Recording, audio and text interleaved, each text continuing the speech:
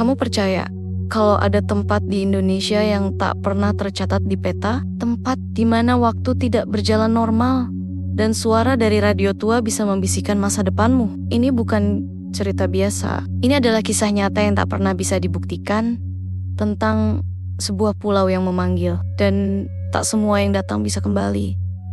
Namaku Rehan dan ini adalah catatan terakhirku sebelum aku menghilang dari dunia kalian. Inilah kisahku. Aku tahu betul, tidak ada orang waras yang sengaja naik kapal menuju pulau yang tidak ada di peta. Tapi aku harus pergi karena ayahku hilang di sana sejak 15 tahun lalu. Waktu kecil, aku sering dengar cerita tentang sebuah pulau yang tidak bisa ditemukan. Kecuali kau dipanggil. Orang-orang di pesisir menyebutnya macam-macam. Pulau sunyi, tanah terlarang, pulau pemanggil. Tapi satu hal yang sama, semua yang pergi ke sana tidak kembali. Ayahku adalah salah satunya. Ibuku tidak pernah cerita banyak, tapi suatu malam, aku dengar dia bicara sambil menangis di dapur. Dia bilang cuma survei pulau. Tapi malam itu, radio kapal manggil namanya sendiri. Setelah itu, kapal ditemukan kosong. Cuma alat rekam yang masih menyala. Sejak malam itu, aku diam-diam mulai mencari. Tahun demi tahun, aku kumpulkan potongan info. Berita lama, laporan nelayan, forum gelap di internet. Hingga satu rekaman aneh dari penyelam tua yang katanya pernah melihat pulau itu, tapi tidak mendarat. Pulau itu nggak ada bayangan, katanya. Matahari bersinar, tapi pohon-pohon dan rumah-rumah di sana nggak punya bayangan. Lalu datang kesempatan itu. Seorang peneliti eksentrik bernama Pak Wicaksono menghubungiku lewat email. Katanya, dia punya tim kecil yang akan berangkat ke koordinat yang sama seperti lokasi terakhir kapal ayahku. Dan dia butuh pemandu. Aku tak butuh waktu lama untuk mengiyakan. Minggu depannya, kami naik kapal kayu dari Pelabuhan Bau-Bau, Sulawesi Tenggara. Kapten kapal bernama Pak Baim, nelayan tua yang punya reputasi aneh katanya. Dia bisa membaca ombak. Daftar penumpang kapal, Pak Wicak, peneliti sejarah. Lila, asisten peneliti. Andre, kameramen dokumenter. Dan kami berangkat dini hari. Cuaca cerah, tapi langit terasa terlalu sunyi. Hari pertama pelayaran, tak ada yang aneh. Tapi di malam pertama, Andre mendengar suara siulan dari bawah kapal. Lu denger gak, Rey? Siulan kecil, tapi jelas banget kayak orang manggil dari laut. Kami semua anggap dia terlalu capek. Tapi besoknya, Lila mendadak demam dan Pak Baim mengubah arah kapal sedikit tanpa penjelasan. Angin barat gak cocok buat pulang, katanya. Kita ikuti suara arus dulu. Pada malam kedua, semua berubah. Langit mendadak gelap, padahal tak ada awan. Jam 1 dini hari, radio kapal menyala sendiri. Tapi bukan suara statis. Itu suara wanita, lirih, berbisik, menyebut nama, Rehan, dan aku pun langsung berdiri. Kalian dengar itu? Yang lain bingung, tapi suara itu terus mengulang. Rehan, datanglah. Aku dekati radio. Lalu terdengar sesuatu yang membuat jantungku berhenti berdetak sejenak. Itu suara ibuku. Aku tahu itu mustahil, tapi suaranya persis. Nada bicara, napas, bahkan celoteh khas ibu yang cuman aku yang tahu. Pak Baim langsung mematikan radionya. Kita udah didekatin. Kalau ada yang manggil, jangan jawab, jangan tatap laut, jangan bicara saat dia balik memanggilmu.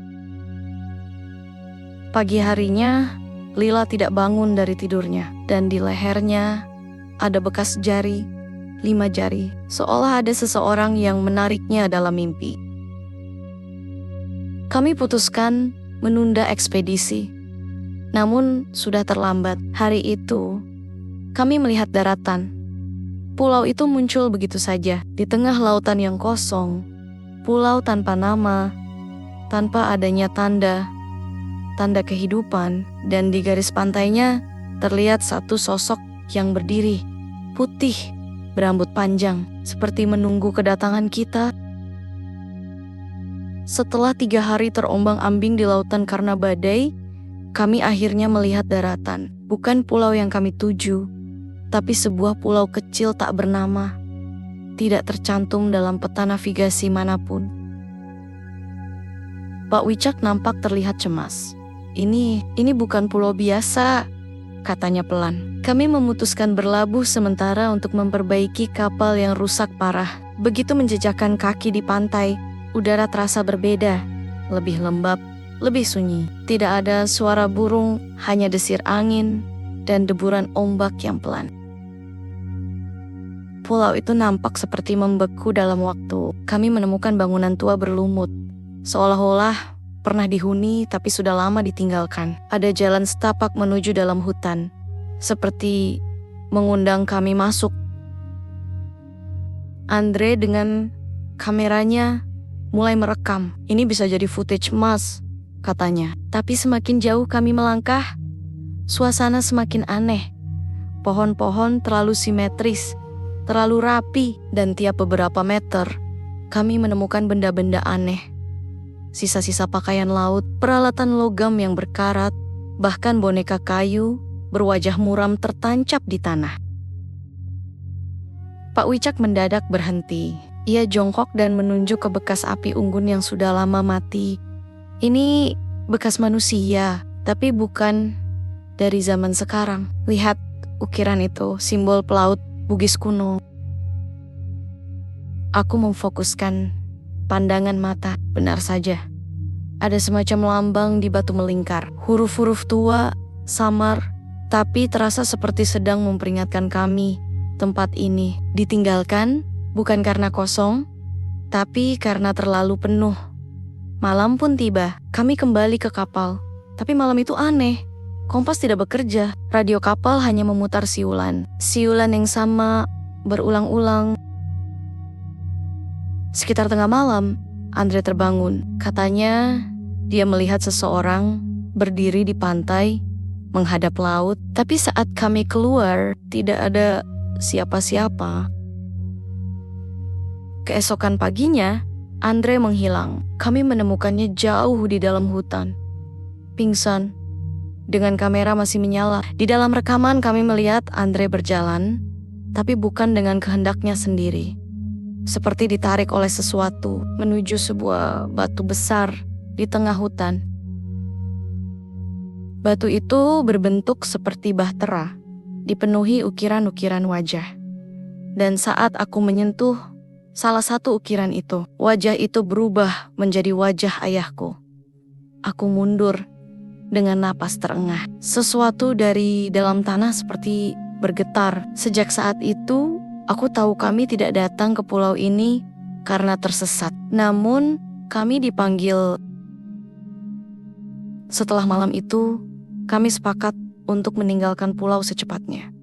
Tapi, pulau itu tidak ingin kami pergi. Malam sebelum keberangkatan, suara radio kembali hidup tanpa baterai, tanpa kabel. Kalian belum tahu semuanya. Pulau ini belum selesai untuk memilih.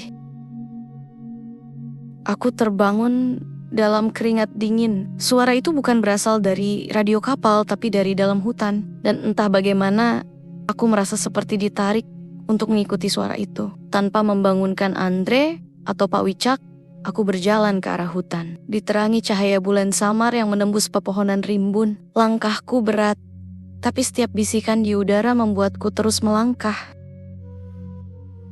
Di tengah hutan, aku menemukan pondok kayu yang nyaris runtuh. Di dalamnya, ada seorang wanita tua, rambutnya putih, panjang, matanya seperti kaca. Ia memandangku lama, lalu berkata, "Kau bukan yang pertama, tapi kau mungkin yang terakhir." Pulau ini bukan hanya tempat, ini perantara. Dia hidup dan dia lapar. Ia menyodorkan sebuah kotak kayu kecil, tertutup kain hitam. Saat kubuka, di dalamnya ada foto-foto. Wajah-wajah orang hilang, termasuk ayahku. Mereka yang dipanggil tidak hilang. Mereka diserap dan menyatu. Wanita itu berkata bahwa ayahku masih hidup, tapi jiwanya sudah menjadi bagian dari pulau ini. Saat aku keluar dari pondok, hujan deras turun mendadak, tapi tidak seperti hujan biasa.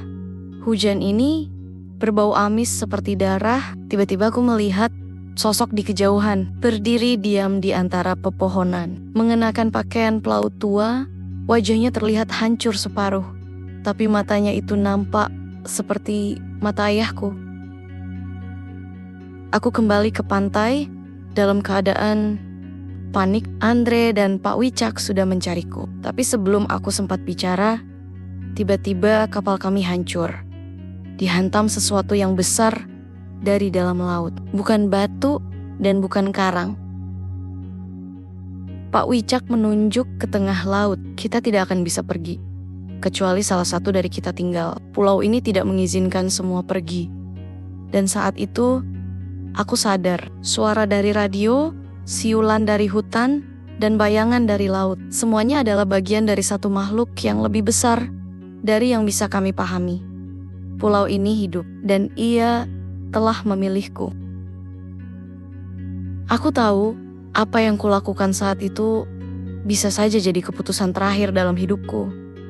Tapi entah kenapa, aku merasa memang itulah takdirku. Aku melangkah mundur dari kapal, membiarkan Andre dan Pak Wicak naik lebih dulu. Pak Baim mengangguk pelan, wajahnya sendu, seperti sudah sering melihat hal seperti ini terjadi. Kalau kau dengar suara dari tanah, jangan pernah kau menjawabnya.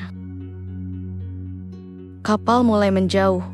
Aku berdiri sendiri di pantai. Langit kembali normal, laut berubah tenang, seolah semuanya hanya mimpi. Lalu aku mendengar suara langkah. Dari arah hutan, muncul sosok ayahku. Wajahnya lelah, matanya merah, tapi senyumnya masih sama. Akhirnya kau datang juga, Rehan. Aku tak tahu harus marah atau menangis, tapi aku hanya bertanya, kenapa? Ayahku menghela napas. Pulau ini bukan sekadar tempat. Ini semacam penyaring. Siapapun yang punya luka batin, rasa kehilangan, atau dendam akan dipanggil. Aku dipanggil saat mencari tahu sejarah pelaut Bugis yang menghilang. Tapi saat sampai di sini, aku tahu pulau ini memilihku, dan sekarang dia memilihmu. Kami berjalan masuk ke desa, tapi kali ini desa sudah berubah. Rumah-rumah terlihat terang. Terdengar ada suara-suara, tapi semuanya bergerak aneh, terlalu lambat. Seperti dunia dalam mimpi. Ayah membawaku ke sebuah rumah kayu tua. Di dalamnya ada diriku sendiri. Tidur, pucat, napas pelan. Ini tubuh lamamu saat kau masih kecil. Kau pernah sakit keras. Di saat itu, jiwamu sempat menyentuh pulau ini. Tapi kau kembali sebelum benar-benar tertarik. Kini, pulau menagih janjinya. Aku tidak bisa percaya. Tapi tubuhku mulai berat, langkahku lambat, dunia makin redup. Ayah menunjuk ke cermin besar. Kalau kau masuk ke cermin itu, kau bisa pergi. Tapi hanya kalau kau tinggalkan semua pertanyaan, kau takkan pernah tahu kenapa semua ini terjadi. Atau kau tetap di sini, menjadi penjaga yang selanjutnya. Aku menatap bayanganku di cermin. Bayangan itu tidak meniru gerakanku. Dia menatapku dan tersenyum. Ayo Rehan, kata bayanganku. Sudah waktunya aku menutup mata dan melangkah ke cermin. Saat aku membuka mata, aku berada di tengah desa lagi. Tapi sekarang semuanya hening, gelap. Ayahku sudah tiada. Yang ada hanya suara detak jam besar dari arah musola. Aku masuk, radio tua itu masih menyala. Dan kali ini suaraku sendiri yang keluar dari radio. Kalau kau dengar ini, berarti kau sudah memilih. Tak semua orang bisa pulang, tapi mereka yang tinggal akan menjaga rahasia yang tak bisa dibagikan. Karena jika rahasia pulau ini tersebar, dunia akan retak. aku keluar dari mushola dan desa mulai larut dalam kabut. Bangunan-bangunan menghilang satu persatu. Langit menjadi abu-abu, tapi aku tidak takut. Karena aku tahu aku bukan lagi Rehan yang dulu. Aku adalah penjaga baru. Beberapa bulan kemudian, Andre merilis dokumenter pendek tentang ekspedisi mereka yang hampir gagal. Tapi tidak ada satupun rekaman tentang pulau itu yang bisa diputar. Hanya satu bagian yang masih ada, rekaman suara dari radio kapal Rehan. Kau akhirnya pulang. Suara itu masih menjadi misteri. Dan pulau itu tidak pernah muncul lagi di radar manapun. Tapi di malam tertentu, nelayan setempat masih mengaku mendengar suara siulan dari laut. Dan kalau kau cukup nekat untuk menjawabnya, mungkin kau juga akan dipanggil.